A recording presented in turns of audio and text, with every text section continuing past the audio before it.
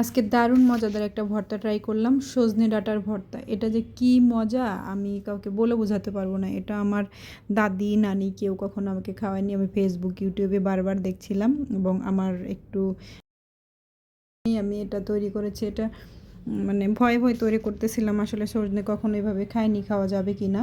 তো প্রথমে এটার জন্য আমি বেশ কিছু মোটা মোটা সজনে ডাঁটা নিয়ে পুড়িয়ে নিয়েছিলাম এবং পুড়িয়ে এর মাংসগুলো ছাড়িয়ে নিতে হবে সুন্দর মতো। চামিচ দিয়ে এটা ছাড়াতে হবে, কারণ এটা রসটা শুকে যায়, চামিচ ছাড়া এটা ছাড়ানো সম্ভব না।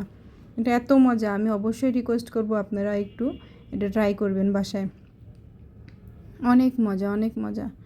এটা সুন্দর মতো ছাড়ানো হয়ে গেলে আমরা আবার চুলায় চলে যাব। বেশ কিছুটা মাংস বের হয়েছে, অল্প একটু মাংস বের হয়, এই জন্য দেখে দেখে একটু মোটা সজনে, বাট একদম পাকা না, একটু মোটা সজনেগুলো নিলেই হবে। এখানে কড়াইতে আমি দিয়ে দিয়েছি সাদা তেল। সাদা তেলের মধ্যে দিয়ে দিলাম হচ্ছে পেঁয়াজ কুচো, রসুন কুচি আর স্বাদ মতো কাঁচামরিচ। আপনারা চাইলে শুকনো মরিচ ব্যবহার করতে পারেন, তবে আমি কাঁচামরিচ ব্যবহার করেছি। এটা সুন্দর মতো বাদামি করে ভেজে নেব, কড়া না, হালকা বাদামি করে ভেজে নিব। ভেজে এর মধ্যে সজনের যে মাংসগুলো বের করেছিলাম সেগুলো দিয়ে কিছুক্ষণ ভেজে নেব এবং স্বাদ মতো লবণ, কালারের জন্য কিছুটা হলুদ দিয়ে আবার কিছুক্ষণ আমরা ভেজে নিব।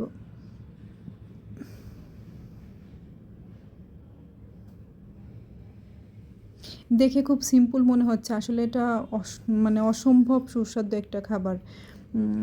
যারা ভর্তা লাভার আছেন তারাই শুধু বুঝবেন এবং ট্রাই করবেন অবশ্যই।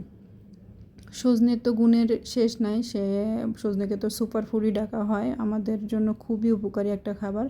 এভাবে ট্রাই করতে পারেন। আমার বাচ্চাও এটা পছন্দ করেছে, আমার ছেলে মেয়ে সবাই, আমাদের পরিবার সবাই খায় আর কি, ভর্তা লাভার আমরা সবাই। তো এখানে আমি দিয়ে দিচ্ছি সব শেষে, একদম নামানোর জাস্ট 1 মিনিট আগে কাঁচা সরিষাগুলো দিয়ে একটু নেড়ে চেড়ে নামিয়ে নেব। এটা একদম কড়া ভাজা যাবে না, সরিষাগুলো হালকা।